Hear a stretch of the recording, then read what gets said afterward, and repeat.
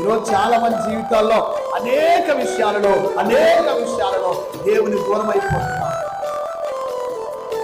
కేవలం దేవునికి నువ్వు దూరం అయిపో, సంఘానికి కాదు, సేవకుని కాదు. నువ్వు అనుకుంటా ఉండొచ్చు, నేను సేవకుని దూరంగా ఓకే, సేవకుని దూరం బ్రతికితే మనం పక్షులు, కానీ నువ్వు దేనికి దూరంగా బ్రతుకుతున్నావంటే దేవునికి. కేవలం మీరు దేవునికి దూరం అయిపోతున్నారని సంగతి జ్ఞాపకం. అందుకే దావీదు గారు అంటాడు కదా, నేను దేవుని విడనాడిన వాడను, భక్తిహీనుడనై దేవుని విడనాడిన వాడని కాదు.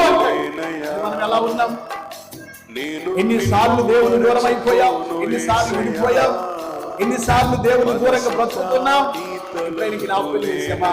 అందుకే దావీదు గారు అంటాడు, దేవుడు నాకు ఇచ్చిన శత్రువులను విడిపించబడటానికి మూడో కారణం ఏంటి అంటే, నేను నా దేవుడిని అంటుకొని ఉన్నాను. మాట్లాడతారు పరిశుద్ధ గ్రంథంలో, ఎవరి మనసు నీ మీద ఆనుకొనుడా వారిని పూర్ణ శాంతి కలవాలని. ఎవరి మనసు నీ మీద ఆనుకొను